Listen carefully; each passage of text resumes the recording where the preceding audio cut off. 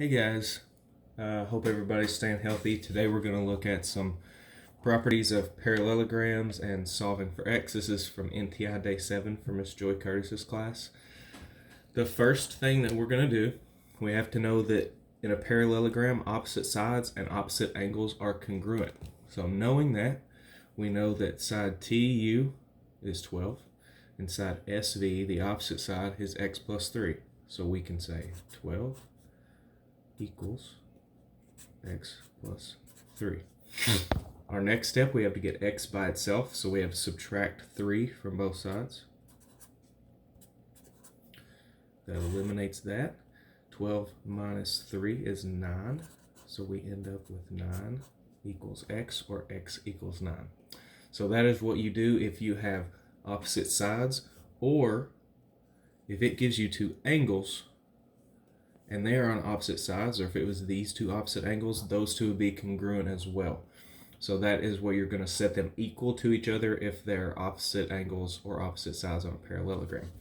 Now, what do we do if they are supplementary angles?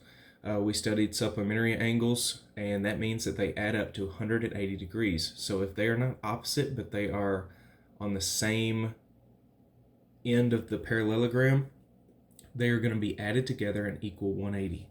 Okay, so we're going to have 8x, I know it's kind of hard to see, plus 30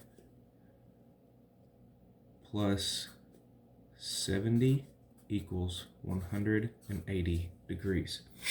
Okay, so we're going to pull up our calculator so everybody knows how to do this on a calculator.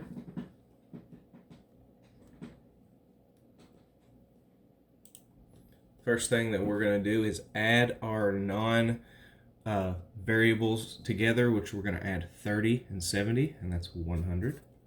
So we'll bring it down. 8x plus 100 equals 180. We have to get this by itself. We can't do anything with the multiplication yet, so we're going to subtract 100 from both sides. That eliminates that. It leaves us with 8x equals 180 minus 100 is 80. Now we have 8 multiplied by x, and the way that we get rid of that is its inverse operation is divide by 8. So that leaves us with x equals, and 80 divided by 8 is 10. Okay, so those are two examples of the only two things that you will be doing on NTI Day 7. If anybody has any questions, leave them in the comments below.